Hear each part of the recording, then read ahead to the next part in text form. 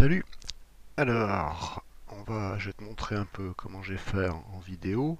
Alors, ici, bon, on a la forme 3D. Ici, on a un rectangle qui sert de limite donc aux opérations, à tes deux opérations de profilage 3D, hein. Donc, j'ai juste réduit le rectangle pour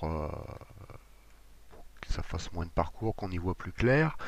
Et j'ai également modifié dans ton opération 3D la profondeur de passe, l'incrément de passe et l'écartement entre les passes, le recouvrement. Le but c'est juste que ça soit plus clair sur la vidéo, qu'il y ait un peu moins de traits partout. Alors, première opération, on masque l'opération 2, on s'en fout pour l'instant. On peut aussi masquer ce calque, hein, donc barre d'espace. On génère les parcours d'outils. Voilà, donc on a nos parcours d'outils avec les fameux défauts qui nous embêtent. Donc ce qu'on va faire, c'est qu'on va transformer ces parcours d'outils en polylignes. Et ces polylignes, on pourra les éditer, puis ensuite les réutiliser comme parcours d'outils avec une fonction de gravure. Alors, le principe, on va d'abord créer un nouveau calque. Le but, c'est simplement que les parcours atterrissent sur ce calque et ne se mélangent pas avec les autres. Mon opération, mes parcours ayant été créés, je viens là-dessus et je convertis les parcours d'outils en géométrie. Hop, voilà qui est fait. Donc sur le calque, on a toutes les polylignes qui correspondent au parcours d'outils. Donc mon opération de profilage, je vais la masquer et voilà, on voit bien les polylignes en question sur plusieurs niveaux. Alors, dans un premier temps, on va faire du ménage. Alors, sur le fichier que je t'ai mis, j'ai travaillé par couche pour m'y retrouver. Donc, je crée un nouveau calque et je vais transférer toutes les lignes qui correspondent. Alors, ça va jusqu'à celle-ci. Donc, on doit avoir tout ça qui correspond. Voilà, c'est bon. Donc, je peux les couper, les coller sur le nouveau calque. Voilà. Je peux cacher ce calque puisque cette couche est faite. On crée encore un nouveau calque. On va faire la même chose pour y mettre toutes celles qui sont ici. Donc, pour l'instant, je ne vais pas me compliquer la vie, hein. Je copie tout ce qui est du niveau. On enlèvera après les entrées qu'on ne veut pas. Voilà.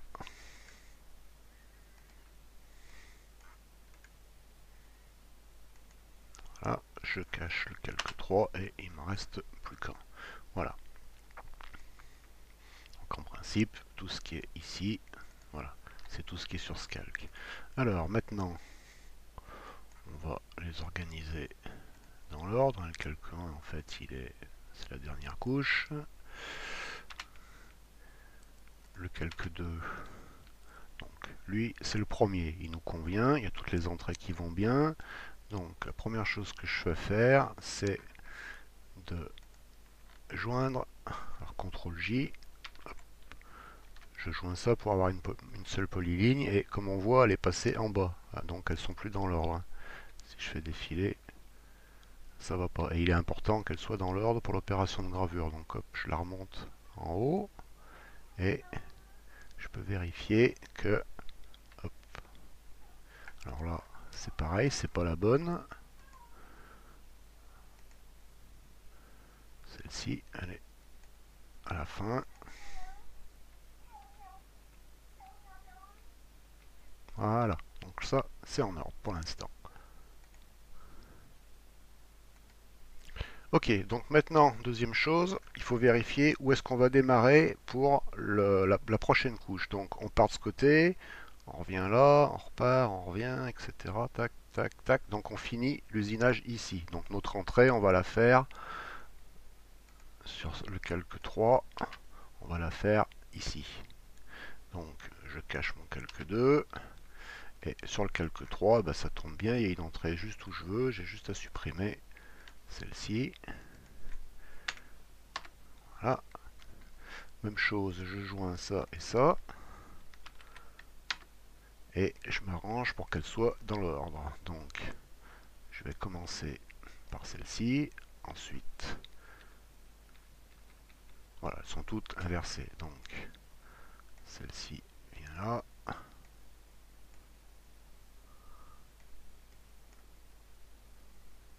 Je suis plus sûr là. Hein. Tac, tac, tac.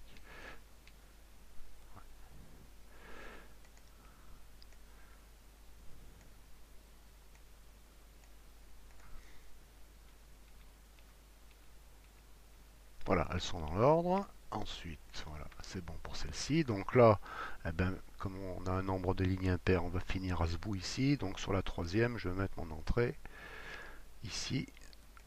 Donc on cache ça, on a ça. Ah bah c'est super, là aussi, il y en a une au bon endroit. Donc on a juste à supprimer celle-ci.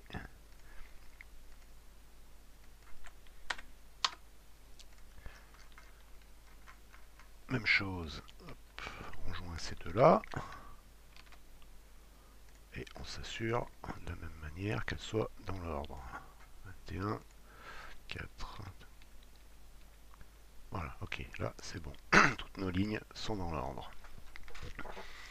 Ensuite, maintenant on va pouvoir allumer nos deux calques. Alors on va tout simplement sélectionner toutes les lignes. On clique sur la première, on va jusqu'à la dernière, touche majuscule. Là on sait qu'elles sont sélectionnées dans l'ordre. Et on applique une opération de gravure. Voilà qui est fait pour l'instant. Alors maintenant sur cette opération de gravure, eh ben, on va piquer les données comme les paramètres d'outils, vitesse d'avance, etc. qui sont là-dessus. Donc on copie l'opération et on colle le format, autrement dit uniquement les données. Voilà, elle, on peut de nouveau la désactiver. Celle-là, on la passe ici parce qu'elle est censée se faire avant l'opération de finition, c'est pas plus mal. Et là, donc, on a toutes nos polylignes qui sont censées être dans l'ordre, ici. On va faire quelques modifications. Alors la surépaisseur, il n'y en a plus besoin puisqu'elle a déjà été calculée par les parcours d'outils de l'opération 3D. L'incrément de passe, il n'y en a pas du tout, puisqu'en fait on fait que suivre les lignes.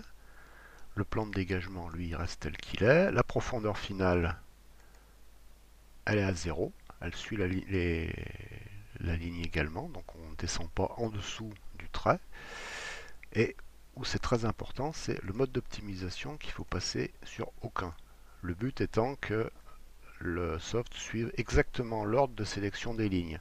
Sinon, il va aller au plus court. Et au plus court, c'est pas forcément ce qu'on veut. Il peut très bien passer de cette ligne à celle de ce niveau-là, dessous par exemple. Donc, on ne prend pas de risque. Maintenant que c'est fait, on peut générer les parcours d'outils, l'opération de gravure. Et il va falloir vérifier que tout se passe bien.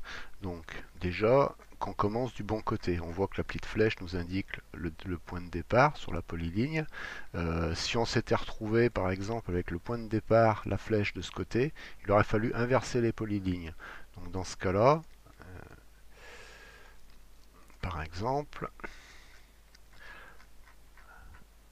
la polyligne numéro 2, qui est ici, si on la sélectionne, qu'on fait polyligne inversée, si je régénère mes parcours d'outils, on voit que le départ se fait ici. Bon, c'est pas ce qu'on veut bien sûr, hein. Donc on va annuler le changement. Voilà. Donc ici, apparemment, tout se passe bien. Donc maintenant, ce qu'on va vérifier, on va utiliser, donc, on va cacher les lignes en elles-mêmes pour y voir clair. Donc je sélectionne mes trois calques, barre d'espace, hop, j'ai caché les polylignes, il ne me reste plus que mes parcours d'outils. Et maintenant, je vais utiliser le filtre de parcours d'outils. Je le mets à 0, première trajectoire numéro 0, et il faut régler les coches comme ça hein, pour avoir ce qu'on veut. Donc là, je peux faire défiler avec le bouton roulette, donc parcours numéro 1, 2, 3, etc. On voit qu'ils sont bien un coup dans un sens, un coup dans l'autre. Et maintenant, parcours numéro 7, hop, on a une entrée, on revient ici. Et là aussi, nos parcours sont bien un coup dans un sens, un coup dans l'autre. On peut créer le G-code et faire la simulation.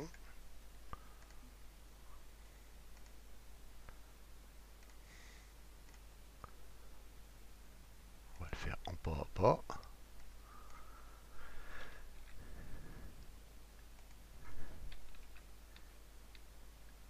L'entrée.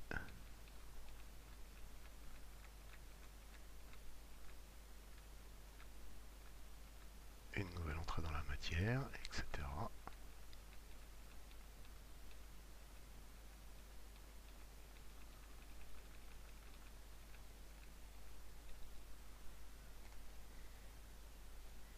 Voilà, je pense que j'ai rien oublié. Salut!